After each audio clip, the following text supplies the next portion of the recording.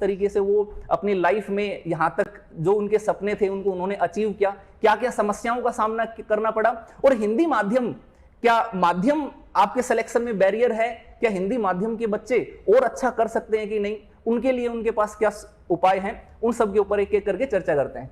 गगन sir, आप एक बार अपने बारे में बताइए थोड़ा सा बैकग्राउंड स्कूलिंग के बारे में, कि कहाँ से स्कूलिंग आपकी हुई, किस तरीके से आपने जर्नी स्टार्ट की इसके बारे में। जैसे मैंने अपनी जो स्टार्टिंग की जो स्कूलिंग होती है 9वीं 10वीं, वो मैंने अपने गांव की सरकारी स्कूल से की।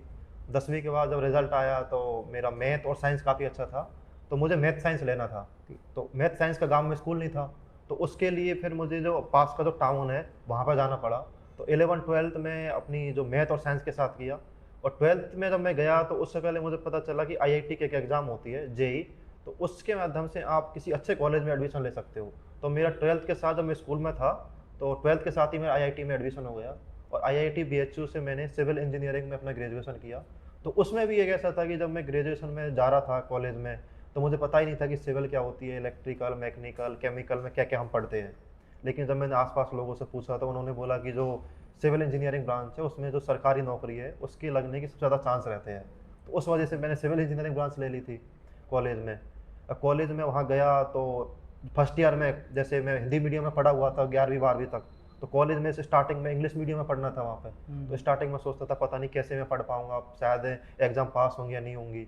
तो अंदर मेरी एक नेगेटिविटी भी बैठ गई थी। कुछ सीनियर्स को मिला तो उन्होंने भी बोला कि जनरली 1-2 पेपर उनमें हम फेल हो ही जाते हैं। तो फर्स्ट ईयर में मेरे जो 2 पेपर थे, एक इंग्लिश का पेपर होता था तो उसमें मैं मेरे फेल हो गया था, मतलब बैक लग गई थी, और एक पेपर होता था वो मैकेनिक्स का। तो क्या मेरी जो फिजिक्स थी वो थोड़ी पहले से वीक थी, तो उस पेपर में भी मेरे पहले से नेगेटिविटी, तो उसमें मैं आधे नंबर से फेल वो हो गया था, बैक लग गई थी। लेकिन इन सारी चीज़ों ने जब मैंने खुद को देखा कि यार ये सब मैं नेगेटिविटी की वजह से हुआ हूँ, तो मैंने उनको फिर से पढ़ा। तो एक पेपर में मेरी A स्टार रैंक थी, जो कि सबसे हाईएस्ट रैंक होती है। तो सेकंड ईयर के बाद मुझे ये समझ में आने लग गया कि यार पढ़ना कैसे है। मैं और लोगों से मिलता था क्योंकि वहाँ पे अच्छे अच्छे जगह से आए हुए लोग थे, अलग अलग स्टेटों के लोग थे, उनसे समझता था कि किस तरीके से पढ़ना है, किस तरीके से आप और अच्छे तरीके से सीख सकते हो। तो कॉलेज में जाके मुझे एक काफ़ी अच्छा एक्सपोजर मिला, वहाँ पे एक प्लेटफॉर्म मिला कि मैं अपने खुद को किस तरीके से प्रेजेंट कर सकता हूँ। तो सिविल इंजीनियरिंग ब्रांच में फिर मैंने अच्छे से पढ़ना स्टार्ट किया। फिर मैं सोचने लगा कि सिविल इंजीनियरिंग में मेरे जो स्कोर था CGPA वो अच्छा था, तो स्टार्टिंग में कि इंजीनियरिंग सर्विस एग्जाम है जैसे IES बनते हैं उसकी प्रिपरेशन कर लेता हूँ। मैं नोट्स भी ले लिया था उस टाइम पे, क्योंकि उस टाइम पे मेरे गांव से एक जानकार का IES में हुआ था, तो उसने मुझे मोटिवेट किया कि IES कर लेता हूँ। लेकिन जब अपना कॉलेज का लास्ट 4th ईयर था, तब मेरा जो सिविल सर्विस एग्जामिनेशन है उसकी तरफ मेरा झुकाव हुआ कि सिविल सर्विस एग्जामिनेशन की तैयारी करते हैं। और चूंकि मेरा कॉलेज 5 ईयर था, इंटीग्रेटेड डुअल डिग्री, BTech और M.Tech, जब M.Tech में मैं थोड़ा थोड़ा पढ़ने लग गया था, जैसे जो बेसिक बुक होती है, लक्ष्मीकांत है, स्पेक्ट्रम्स है, या फिर जैसे जो इकोनॉमी के लिए जो मरनाल सर के वीडियो है, या फिर ज्योग्राफी के लिए जो मरनाल सर के चैनल पे एक मैम पढ़ाती थी, उन सब के मैंने वीडियो कॉलेज में ही देख लिए थे। तो एक अटैम्प्ट ऐसे ही मैं कॉलेज में देख लिया था कि UPSC की तैयारी करनी है, तो एक अटैम्प्ट में देख के देखता हूँ। तो उस अटैम्प्ट में मेरा प्रीलिम्स नहीं हुआ था। लेकिन जब मैं उसके बाद दिल्ली आ गया, तो दिल्ली आके फिर मैंने सोचा कि कोचिंग की जगह मैंने फिर सेल्फ स्टडी करी थी GS के लिए, और ऑप्शनल मेरा मैथमेटिक्स था। तो मैथमेटिक्स मैंने ऑप्शनल इसलिए लिया था क्योंकि मैथमेटिक्स मेरा स्टार्टिंग से ही थोड़ा अच्छा था।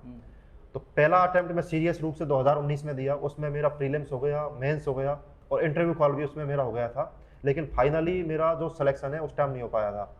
20 में मैं फिर से अटेम्प्ट दिया, तो उसमें फिर कोरोना भी हो गया था, और एक मेरे अंदर स्टाफ का वो बन गया था कि यार 19 में नहीं हुआ तो 20 में मुझे सिलेक्शन लेना ही लेना किसी भी तरीके से। तो एग्जाम के टाइम पे मेरे अंदर जो मैं खुद को प्रेशर लेने लग गया, तो काफ़ी सारे ऐसे क्वेश्चंस थे जो मुझे आ भी रहे थे, लेकिन उनको उस तरीके से मैं लिख नहीं पाया था। तो 20 में फिर मेरा मेंस से क्वालिफाई नहीं हुआ। तो उस टाइम पे थोड़ा एक तरीके से डिमोटिवेट होना और स्ट्रगल वाला वो फेज था। उसी टाइम पे जैसे मेरे दादाजी थे, उन्होंने मुझे एग्ज़ाम के लिए काफ़ी वो मोटिवेट किया कि एग्ज़ाम में तुझे बैठना है, किस तरीके से करना, क्योंकि मुझे ज़्यादातर गाइडेंस और जो जीवन की हमें जो सीखने के लिए चीज़ होती है वो मेरे दादाजी से मिली थी। तो 21 के जो प्रीलिम्स थे उससे 1 महीने पहले उनकी डेथ हो गई थी, तो वो मेरे के लिए काफ़ी बड़ा सेटबैक था। तो उस टाइम पे लेकिन क्योंकि उन्होंने मेरे लिए उनका भी सपना था कि मैं बनूं, और लास्ट में वो मेरे से ये बोल के गए थे कि शायद मैं तो नहीं रहूँगा, लेकिन जो तेरा टारगेट है उसके प्रति तू पूरा डेडिकेटेड होके काम करना। तो फिर मैंने उसको एक एज ए चैलेंज लिया कि उन्होंने बोला है, तो मैं ये सोचा कि जब उनकी 1 साल बाद जो पुण्यतिथि होगी उस पर फिर उनको श्रद्धांजलि के रूप में अपना रिजल्ट टीम में अर्पित करूँगा। तो 21 को मैंने प्रीलिम्स दिया, प्रीलिम्स हो गया, मेंस क्वालिफाई हुआ, इंटरव्यू कॉल भी हुआ। और जब लास्ट ईयर 30 मई 2022 को जब यूपीएससी की लिस्ट आई, उसमें मैंने अपने नाम देखा, तो वो ऐसी पल था कि हाँ अब लगभग पीडीएफ में नाम आ गया, क्योंकि उससे पहले 2 बार फेल हो जाते हो तो यही लगता है कि एक बार पीडीएफ में नाम आ जाए। लेकिन लास्ट ईयर जैसे मेरा काफ़ी सारे सब्जेक्ट में स्कोर अच्छा था, केवल ऐसे में मेरे 77 मार्क्स थे। आईपीएस मुझे मिल गया था, आईपीएस में कार्ड भी अच्छा था। लेकिन फिर सोचा कि एक अटेम्प्ट और दे के देखता हूँ कि हो सकता है कि जो मेरी ड्रीम सपना हो, लगभग सबका ही रहता है, यूपीएससी की तैयारी करने के लिए आते हैं आईएएस बनना। इस बार मैं अटेम्प्ट दिया, इस बार सारे पेपर्स में अच्छे मार्क्स थे, तो 120वीं रैंक मिली। घर वालों को सब बताया, घर वाले भी सारे खुश हैं, और मैं भी लगभग खुश हूँ कि जो यूपीएससी का एक साइकिल है उससे लगभग अब मैं बाहर हो गया।